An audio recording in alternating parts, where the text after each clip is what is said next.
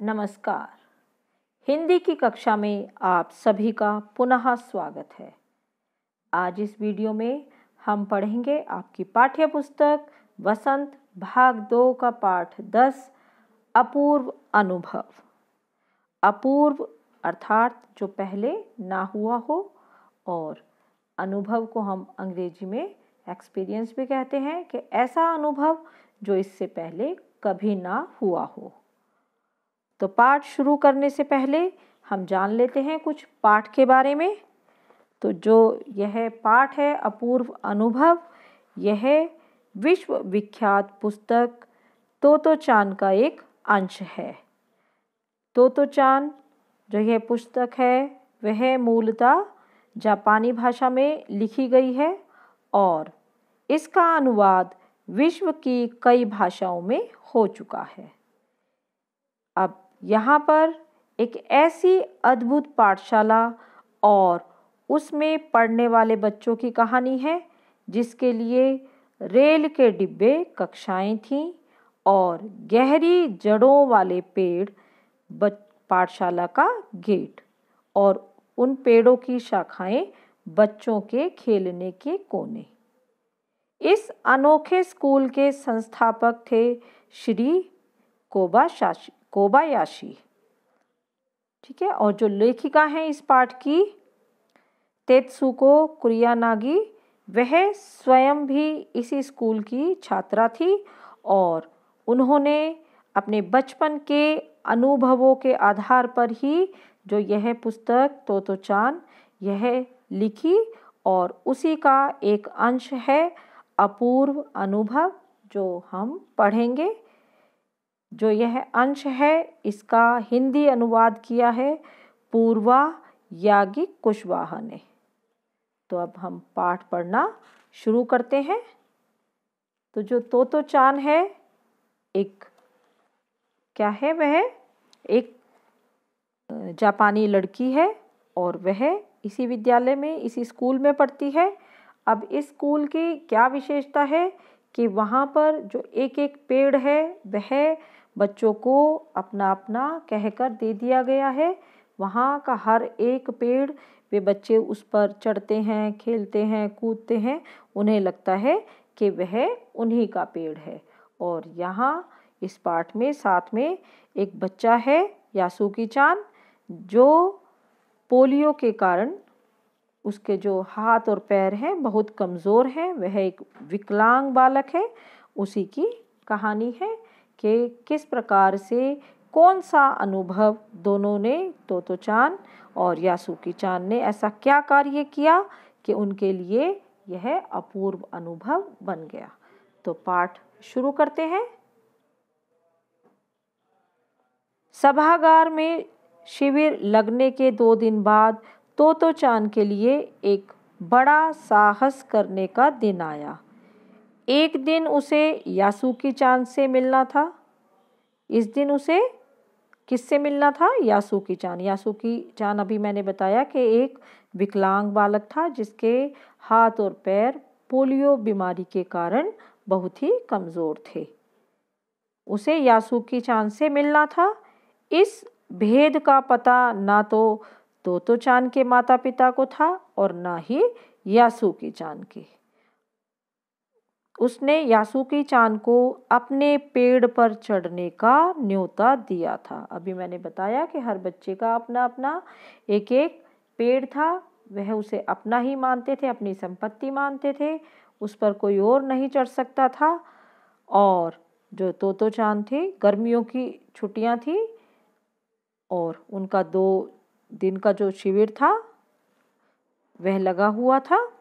तो वहाँ पर उसने एक साहसपूर्ण काम करने की सोची कि जो वह विकलांग बालक था उसे अपने पेड़ पर चढ़ाने का न्योता दे डाला।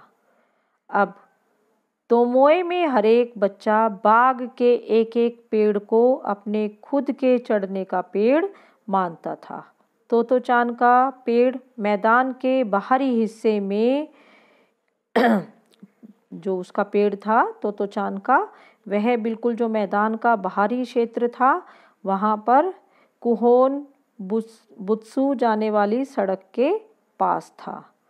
बड़ा सा पेड़ था उसका, चढ़ने जाओ तो पैर फिसल फिसल जाते, पर ठीक से चढ़ने पर जमीन से कोई 6 फुट की ऊंचाई पर एक द्विशाखा तक पहुंचा जा सकता था। यानी कि जमीन से लगभग जो 6 फुट की ऊंचाई थी, उसके बाद वहां पर जो द्विशाखा अर्थात जो 2 शाखाएं अलग अलग जाती हैं, वहां तक पहुंचा जा सकता था।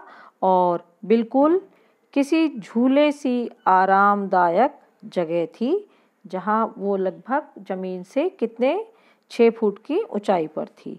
और तोतो चान अक्सर खाने की छुट्टी के समय, जब उनके खाने की छुट्टी होती, बीच में रिसेस होती, तो अक्सर वहाँ जाया करती थी।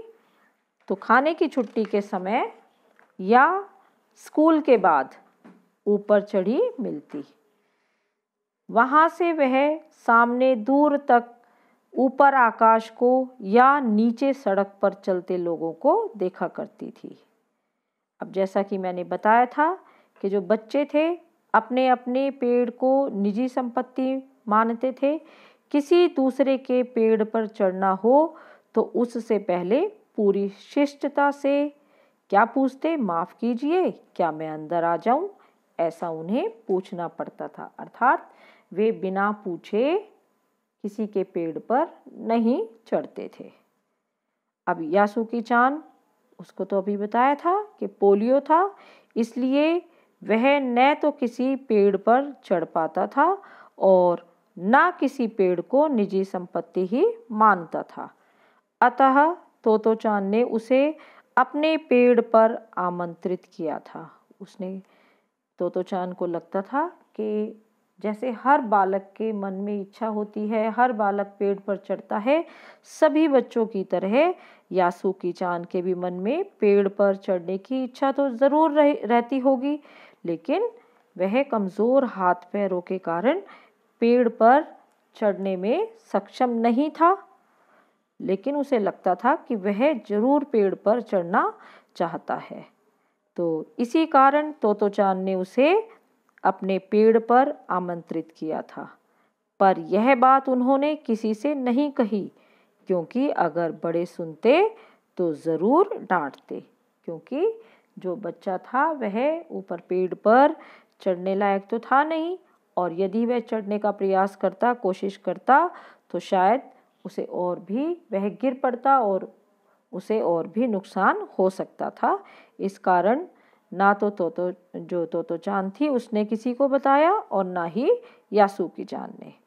अब घर से निकलते समय तोतो चान ने माँ से कहा कि वह यासुकी चान के घर डेनेन चोफू, यह जगह का नाम है, वहाँ जा रही है।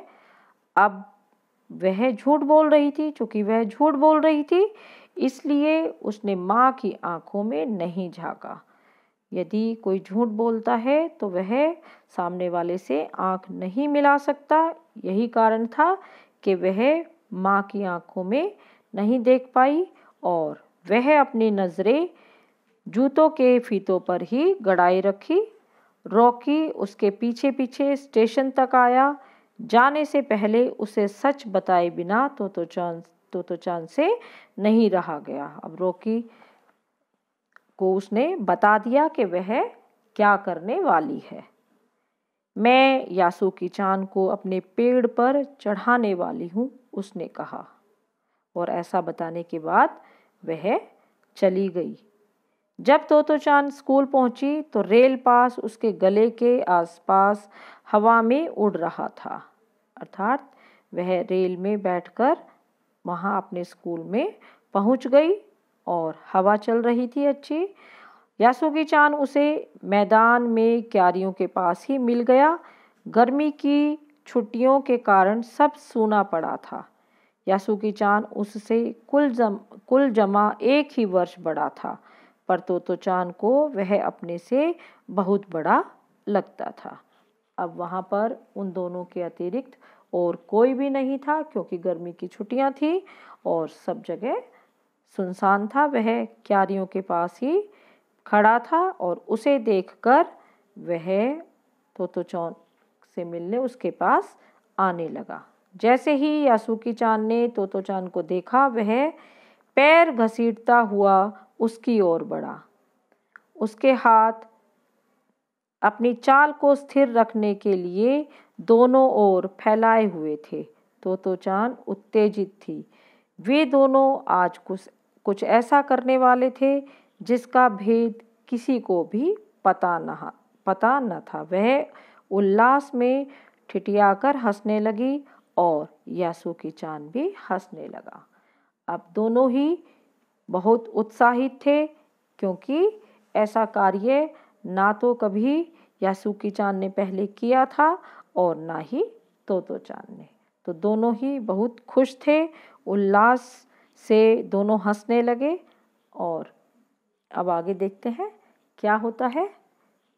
तो अगले पृष्ठ की ओर चलते हैं। अब वह कैसे प्रयास करते हैं, कैसे वह उसे चढ़ाती है, यही हम देखेंगे। तोतो चान यासुकी चान को अपने पेड़ की ओर ले गई और उसके बाद वह तुरंत चौकीदार के छप्पर की ओर भागी, जैसा उसने रात को ही तय कर लिया था। वहाँ से वह एक सीढ़ी घसीटती हुई लाई, उसे तने के सहारे ऐसे लगाया जिससे वह द्विशाखा तक पहुँच जाए। वह कुर्सी के ऊपर चढ़ी और सीढ़ी के किनारे को पकड़ लिया। तब उसने पुकारा, ठीक है, अब ऊपर चढ़ने की कोशिश करो। अब उसने पहले जो चौकीदार का छप्पर था, जो छोटी सी झोपड़ी थी, वहाँ से जाकर एक सीढ़ी ले आई और सीढ़ी को उसने पेड़ के बिल्कुल सहारे लगा दिया और जो द्विशाखा थी, जहाँ बैठने की जगह थी, वह ऊपर चढ़ी। कुर्सी अर्थात जो वह द्विशाखा अर्थात जहाँ से दो टहनियाँ जाती हैं, वहाँ वह जाकर ऊपर बैठ गई और ठीक से उसने सीढ़ी को पकड़ लिया और यासुकी चान को ऊपर चढ़ने के लिए कहा कि अब तुम कोशिश करो। तो बच्चों, आज हम यहीं तक पढ़ेंगे। अगली वीडियो में आगे का पाठ पढ़ेंगे। धन्यवाद। शुभ दिन।